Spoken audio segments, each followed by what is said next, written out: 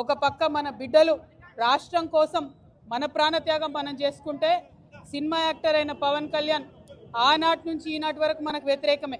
ఇవాళ కూడా ఆయన మాట్లాడుతున్నాడు, తెలంగాణ నాయకుల దిష్టి కళ్ళతోని కోనసీమ పాడైందంటున్నాడు. మనం ఎన్నడూ దిష్టి పెట్టలే. కోనసీమ బాగుంది, కోనసీమ ఎట్లుందో అట్లా తెలంగాణ కావాలనుకున్నాం తప్పితే ఏనాడు కూడా తెలంగాణ బిడ్డలకు మనస్సు చిన్నగా ఉండదు, పెద్దగా ఉంటుంది, పెద్దగా ఆలోచిస్తాం. మేము ఇప్పుడు కూడా చెప్తా ఉన్నాం, పవన్ కళ్యాణ్ గారు మా రాష్ట్రం ఏర్పడి 12 సంవత్సరాలైంది. ఈ 12 సంవత్సరాల్లో మేము ఎప్పుడు కూడా ఒకటే మాట అన్నాం, జై తెలంగాణ జై ఆంధ్ర అన్నాం. తెలంగాణ ఎంత బాగుందో ఆంధ్ర కూడా బాగుండాలన్నాం. నేను ప్రత్యేకంగా లోక్సభలో నిలబడి ఆంధ్రకు ప్రత్యేక హోదా కూడా ఇవ్వాలని అడిగిన. మేము తెలంగాణ వాళ్ళం ఎప్పుడు కూడా పక్కోంది గుంజుకోవాలని చూడం, పక్కోడు బాగుంటే మా కళ్ళు మండయి. మేం బాగుండాలని కోరుకుంటాం తప్పితే పక్కవాడు చెడిపోవడాలని ఎప్పుడు కోరుకోలేదు.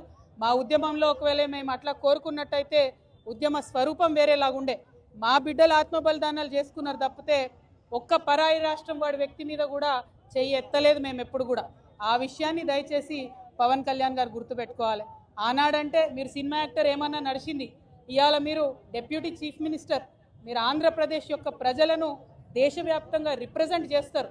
మీరు మాట్లాడే మాటలు కూడా మీ ప్రజలకు ఆపాదిస్తారు. కాబట్టి జాగ్రత్తగా మీరు ఆలోచన చేసి మాట్లాడాలని నేను పవన్ కళ్యాణ్ గారిని కోరుతున్నాను.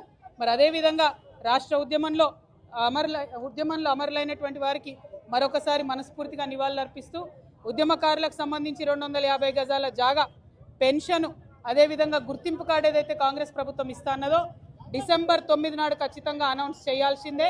చేయకపోతే మాత్రం ఉద్యమకారులందరం కూడా గవర్నమెంట్ భూములు చూసుకుంటాం, జాగృతి జెండాలు వాత్తాం, భూ పోరాటాలకు ముందుకెళ్తామని చెప్పి తెలియజేస్తూ సెలవు తీసుకుంటున్నాను. జై తెలంగాణ, జై తెలంగాణ, జై తెలంగాణ.